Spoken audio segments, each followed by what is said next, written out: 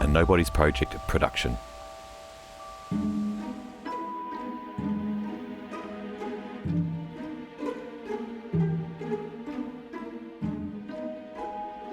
So, what really is humanity? No. Now, what we mean is what really is humanity. We don't think you exactly understand. What we really mean to ask is, what really is humanity? What is it? Is it me and you? Is it all of us? Is humanity the sum total of our actions? Is humanity all of us from our past as well? And if so, how far back do we go? 10,000 years? 100,000 or even 300,000 years? 1.5 million, or in fact, do we go all the way back to 10 million years when we split from the chimpanzees? Or are chimpanzees closer to us than we realise, and our humanity started forming all the way back some 70 million years ago when the monkey form first started progressing towards the human form, human capability, and human social living? But if we're going to go back that far, do we also look to the future? Are our unborn children also part of humanity? And their children? And also theirs? If we look too far into the future, do we evolve from humanity to something else and thus end the journey of humans as life evolves, as it did into us, into something else? Don't bother looking up humanity in the dictionaries, encyclopedias, or on the web. We did that for you back in the last chapter of episode 4, remember? The way we as humans try to describe humanity is many and varied. From defining us through our specific human capabilities, to defining us because of our collectiveness. From listing out all our differences from all the other creatures, to defining us through our abstractions and our inventiveness, and our ability to dominate the planet as a species. For instance, the Collins Dictionary describes humanity as referring to the human race as a whole, the quality of being human, or the quality of being kind, sympathetic, and benevolent towards others. It can also refer to the state of being a person rather than an animal or an object. It's pretty thin, really, isn't it? Humanity is much more than that. So as we said at the top, what really is humanity? Well, it's not just a paragraph or a list of definitions, nor is it one simple, easy to explain thing. In fact, like so many parts of this project, defining, explaining and understanding the sheer complexity of humanity is hard. And so, as we've always done, we are going to lean into this challenge a little and see if we can give it the attention it truly deserves. Because everybody thinks they have an understanding of humanity. Somebody sometimes goes out of their way to add some context and meaning around truly understanding humanity. Anybody has the ability to add to this understanding of who we all are, on how we connect and evolve into our collective futures together, and nobody is doing something about it.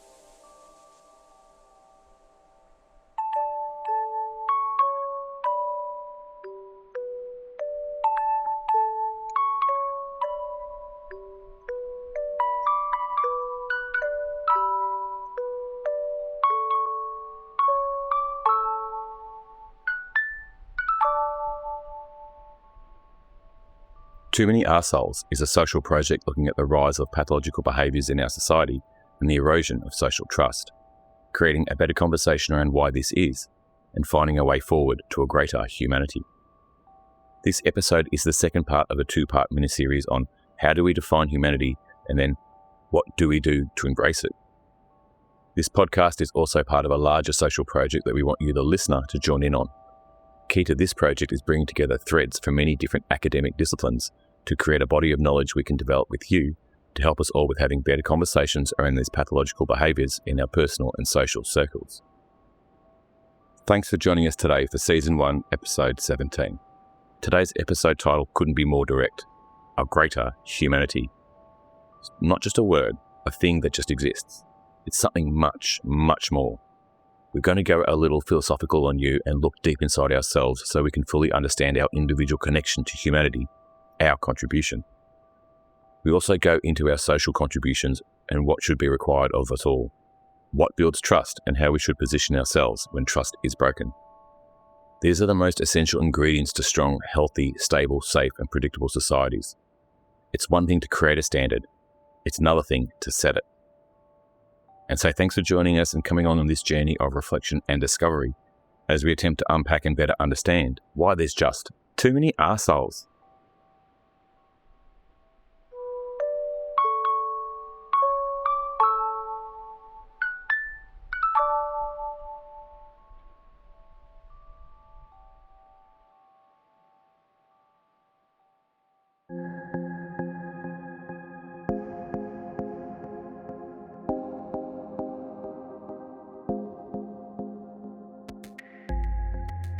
What is the meaning of life?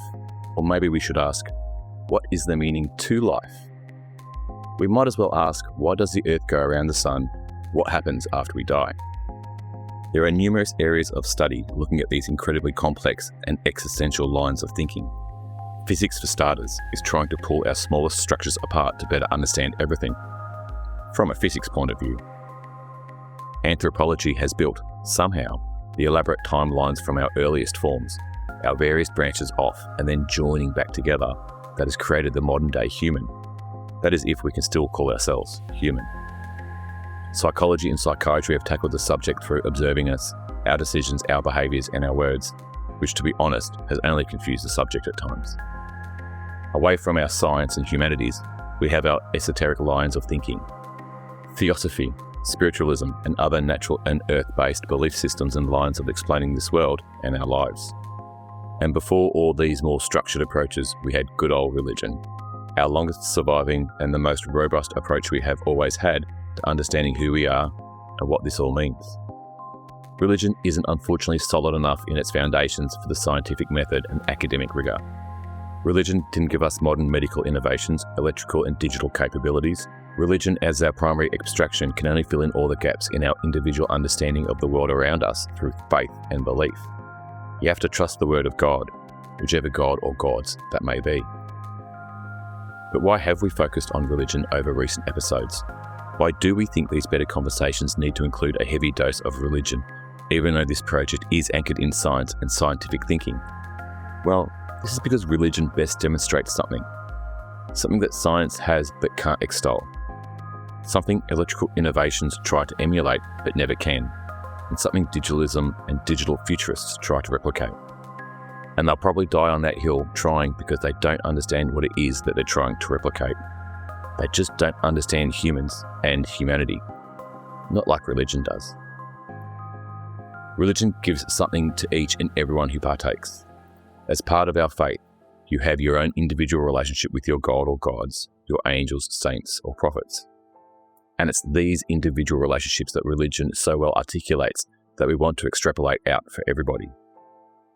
You don't have to be part of a religion to recognise that as part of being alive, we all have a relationship with the world as a whole. It can be seen as a collective us, a higher power of being, Mother Nature, Gaia, Allah, Buddha, or God. Any of them, all of them, doesn't matter. Religion gives us something we can easily understand and something we can relate to, have a relationship with, something that helps us in defining ourselves and where we fit in this world. And so in trying to better understand humanity, we're going to start with looking at the individual. You, me. How does humanity relate to me and I to it? It gave me life, a body to exist within and a community to exist with. It gives me a start, a childhood, a youth, adulthood, and an ending, old age and death. But what's my relationship to life? What's my contribution? Yes, we're in deep now, and it's only chapter 1. It's these so fundamental parts of our character that define who we are, the decisions we make and the behaviours we display. As some Europeans and some South Americans might say, our indole. Religion shows us that when we, through our relationship with a God, that if we don't behave within the religion's teachings and moral codes, we get punished, disciplined, or have acted against the greater good of our collective faith. And that's no different to how we all individually have a relationship with humanity. The only difference is that humanity isn't an abstraction. Humanity is all our past lives, current lives, and future lives that are yet to exist. all of our past human contributions that have brought us all to being here now. And we will all contribute in some way to all the future humans yet to be born. And so let's look a little more closely at us individually and how we relate to humanity.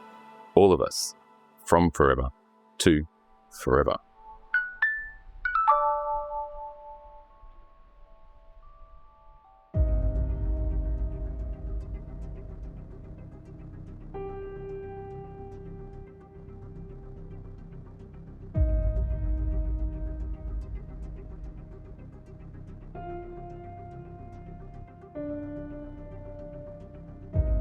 We as adults need to be reminded that our children are our future.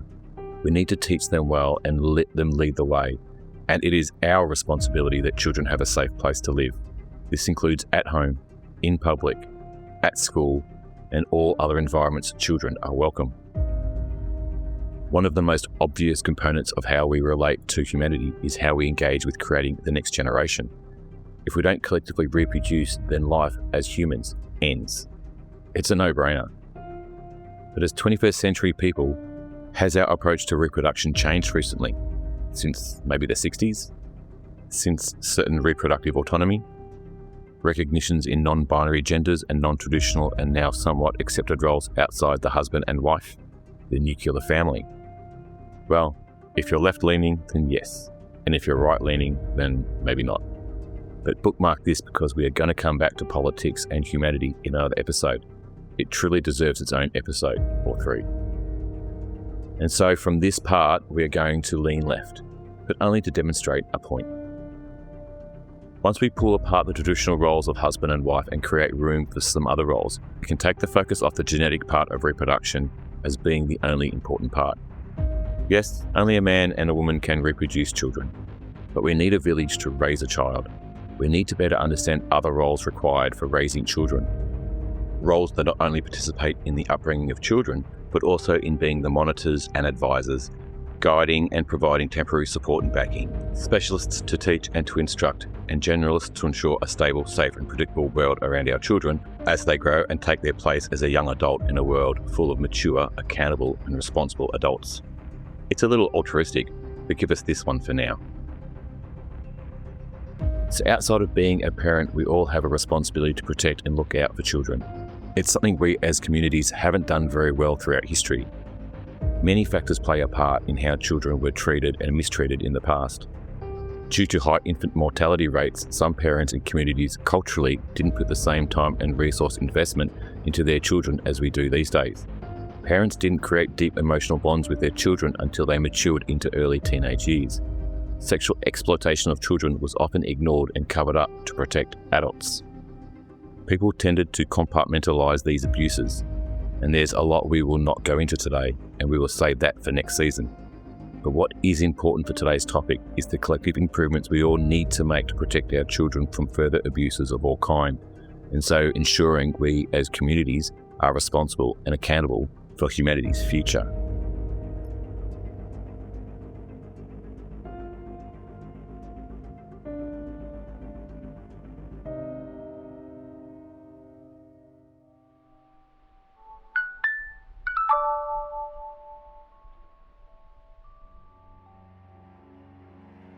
The United Nations Convention on the Rights of the Child, the UNCRC, was adopted in November 1989 and came into force in September 1990. It is the most widely ratified human rights treaty in history, aimed at protecting the rights of children worldwide, recognising them as individuals with their own rights until the age of 18. The United States is currently the only member of the UN that does not abide by the UNCRC. This convention protects all children from abuse of all kinds, specifically Article 9, which calls out all parents and carers of children, and Article 34, which details the different types of sexual abuse, coercive sexual acts, prostitution, and child sexual abuse material. Most child abuse is perpetrated by someone familiar to the child, someone in a position of power to the child, someone who can manipulate them and keep them silent. Also, most children targeted by abusers have poor support networks around them, like a broken or unstable family. So as the closest non-parent supporters of the children in your community, you can be responsible and accountable to ensure they have a safe place to play and grow. By better understanding people with pathological tendencies, you can see past their bullshit and identify inappropriate situations that need addressing. As a community, you shift the discourse around ignoring this blind spot by showing pathological people who target children that they are not mentally well and their behaviours and urges are not welcome. That no one will help cover up their crimes. That saying nothing is as bad as a predator themselves. That as a community, we must speak up and stand up when we sense pathological people are focusing on their next conquest. Too many child abuse victims speak of not being believed, of being ignored to protect adults and law officials not taking these complaints seriously. It's bewildering and probably reflective of the pathological people in those positions of authority. What do we do as adults when we notice antisocial, abusive treatment towards children? In the most unsettling of situations, this could be by their parents, their extended family, sports, school and church leaders. Do we, as we have seen so many times throughout history, turn a blind eye, prefer to protect the predator and institution over the innocent child? Do we turn a blind eye when the child or children are victimised by those perpetrators to hide their deplorable acts? Unfortunately, many people have. Most against their better judgment or through fear. But this has to change. Hiding a predator's abuses, not stepping up and reporting these people is just as bad as the predator themselves. It does take a fair bit of bravery to speak up against people who clearly have antisocial and potentially violent tendencies. But we have matured as societies, and we are now working to address these failings towards our children. In these situations, we as adults need to act. Too many times, adults who should be accountable for providing a safe space for children or who are responsible for intervening in abusive situations just don't cut in. We, as societies, have not valued children and the immense importance they have to humanity and its future. Time and time again, we have let them down. It's been a social challenge and a personal self-defense mechanism, somewhat due to such a large percentage of children not making it to adulthood. But that finished over 100 years ago. We can and do nurture almost all children through to adulthood thanks to modern medicine. And so, in alignment to these new societal achievements, we as adults need to change how we prioritise abusive behaviours towards children. And so, as accountable and as responsible adults, except for the US unfortunately, we have to accept that if we have suspicions of physical abuse, sexual abuse, emotional abuse, and various forms of neglect, physical, educational, emotional, then we have to say something. In Australia, as with most of the Western world, we have mandatory reporting across childcare, policing, education, and health industries. So, quiz time. What do EU countries like the Czech Republic, Cyprus, Italy, Latvia, and also the Northern Territory in Australia have in common? Apart from being fantastic places to visit with awesome locals to welcome you and show you a good time. If you said universal reporting laws, then give yourself a point. All you other Australian states don't have universal reporting laws, a legal requirement for all adults to mandatorily report any abuse towards children. So hats off to all our Northern Territory listeners. Did you know that you lead most of the world in universal child abuse reporting laws? If you don't believe we should have universal reporting laws, then we'll see you in the NT. Before we started having digital media accessible by many devices all through the home, children could be somewhat shielded from all the violence and magnification of social traumas through news feeds from across our broader societies. It's our responsibility as adults to show children all the positive possibilities the world has to offer, not infect their minds with the horrors and terrors that only represent a small fraction of our wider society. As children grow, they have plenty of time to mature into accessing and understanding adult news. It's an inhumane society that thinks open access to news for children is a good thing. Adult news is for adults. It's pretty simple. Stepping away from our individual contribution to humanity through supporting the break in generational traumas by being vigilant with our children's needs for safe, supportive and predictive upbringings, we also need to look at our own contribution to the adults in our community. What does that look like? Well, there used to be fairly clear morals, ethics, etiquettes and other social norms that adults just aligned to and used to access the people around them.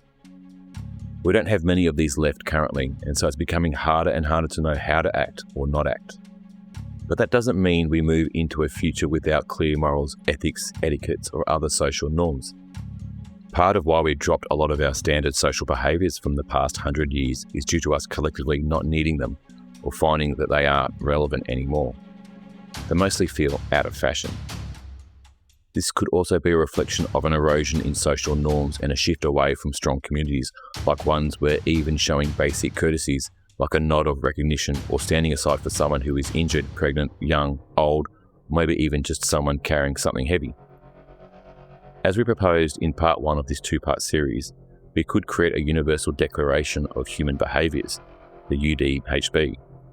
Or we could just fall back on the past ethics, morals, acts of decency that are still relevant to today's modern world.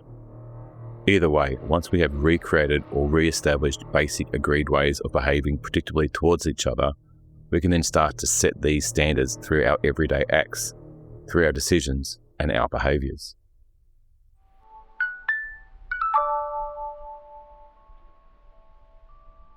So we've sort of covered off good social behaviour, accountable and protective behaviours we need to see in all adults. All our eyes and ears are required to monitor a safe environment for our children and others who need us. But that's not all we need to do to participate and contribute to a strong, healthy society. We also need to give back.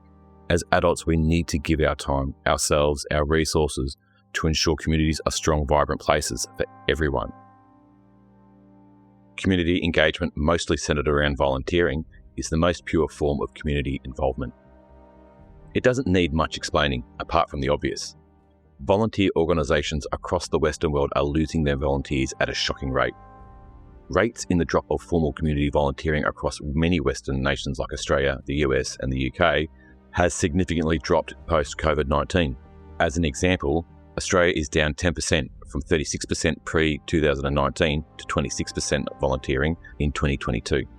So if you want to give back to the community that supports you in the good times and bad, then giving your time, resources and yourself back to the community through volunteering is a good place to start. As well as all these community acts of creating safe environments, mandatory reporting child abusers and giving back to our community, we also have to be prepared to help. Shit happens all the time. And although our emergency services are there to take care of these situations, they do need our help. You are no good in an emergency if you can only stand back and watch. So get yourself a first aid certification, know water safety and keep a lazy eye out for everyone when you're near water. Step up or step in to stop public violence when it occurs. Be Ahmed Al-Ahmed, the Syrian-Australian man who disarmed a shooter at Bondi. That guy is a fucking legend. He showed us all what to do if presented with a serious, violent situation. We couldn't expect many people to execute the move he did on that shooter, but he was placed in that situation, he had his humanity out front, and he saved countless lives. And finally, we need to extend our application of the universal reporting laws. As a project, we wouldn't suggest that it would be law that all adults mandatory report all incidents of criminal activity. That would be too much and heading towards some kind of dystopian state. No thank you. But as accountable and responsible adults, if we see something, we should say something. Be a snitch. Know that the word snitch has been weaponized against us and this community binding behaviour. It's a word used by pathological people to protect themselves by threatening you. That's it. There is nothing humane about walking past an incident and keeping your mouth shut. It's self-interested, self-protective, but ultimately detrimental to having a strong community. To participate in humanity, you have to protect it. Doing nothing is doing something. Bad people will rise when good people do nothing.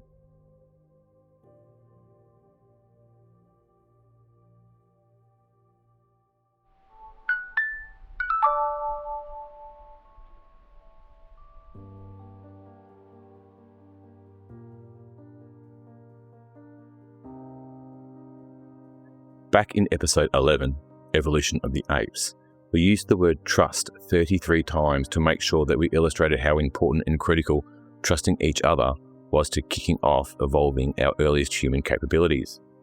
But also in the episode, we used the word trusted 10 times. Trusting others is a learned response. It is learned by observing other people, adults in our community displaying trusted behaviours. They make decisions and behaviours all day and every day that are trusted decisions and trusted behaviours. We are all accountable for building trust in our communities, all of us. It's called participating and contributing to humanity, the collective us. It's one of those doing nothing is doing something situations. As humans, we have only progressed this far in civilization because the significant majority of our forebears behaved trustworthy enough throughout history for us to work together and then survive, adapt and thrive again as we tackled the many and varied challenges our world could throw at us. We could only build trust with each other when the significant majority are responsible and accountable to be trusted. Before we tie up the loose strings of this episode, we need to tick off one more thing. What do we do when pathological people break our trust? To them, our trust is our Achilles heel. It's this core behaviour that they can exploit for their advantage, their prestige or their power. Without the knowledge we are putting forth in this social project, people would naturally lose a little faith in humanity when they are a victim of pathological people playing on their trust. Just look at all the elderly targeted by money scammers. Without this knowledge, these people and their manipulative behaviours were seen as a human trait, something normalised as if we could be like that if we wanted to. Exploiting people through their trustworthiness is the solvent to our humanity's adhesive. It hurts, as it should. But knowing that trusting others is part of being a fully mentally healthy human, then it's easy to realise that antisocial people, their social deficiencies, their poor socio-emotional neural capabilities are the problem. It's not you, it's them. In this hyper-capitalist world, they have successfully lowered the social behavioural standards to a point where antisocial acts can now be normalised. The erosion of our social trust through the media, online and social platforms over the recent decades have created this behavioural void where apathy and a resistance to basic, courteous, decent behaviours pervades.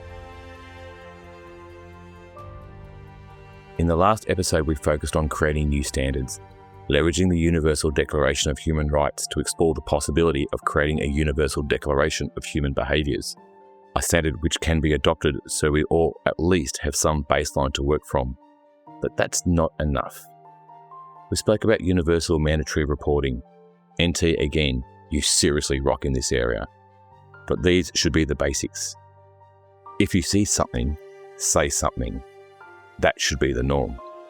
But how do we get to higher functioning societies with suitable complex social expectations of behaviour?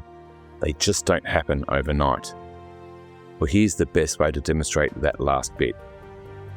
The standard you walk past is the standard you set.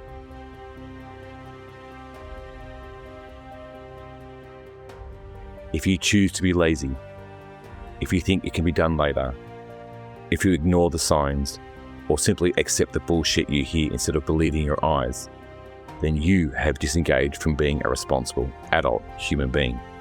It's that simple. If you don't acknowledge people and show respect and general kindness, if you accept poor behaviour or turn a blind eye to derogatory comments, if you allow the bully, the toxic people to be tolerated and all the other actions possible that don't continually reinforce our humanity, then you're walking past the standard that's been created and contributing to a lower standard. Standards our pathological members in society thrive in. But not only do you set the standard through your actions, you also need to instill them in the next generation. It's our responsibility as adults to bring up the next generation to align to the basic standards necessary to having our stable, predictable, and safe societies. A socially responsible person knows their place in the world around them. They know their part. Their awareness covers all the other people around them. They are contributing to society and humanity by ensuring they maintain the standards we have all set now and for our collective futures. They know that doing nothing is doing something, and so they, as all responsible adults should do, are accountable for the standards they set.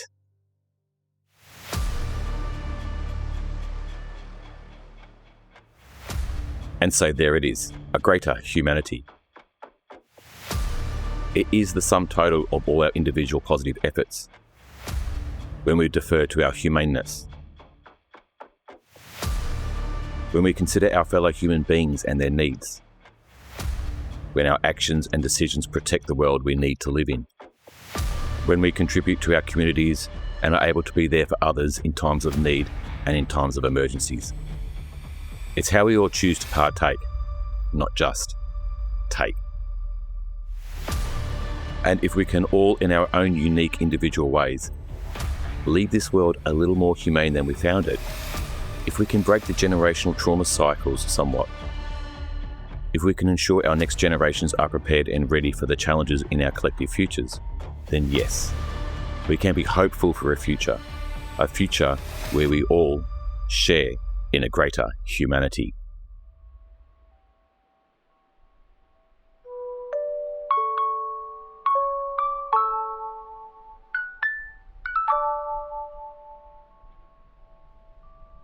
Thanks again for taking the time to join in. To build our societies back up to something stable, predictable and safe, we'll need to create new standards and then set those standards. It's taken 2 episodes and over an hour of content, but we got there in the end.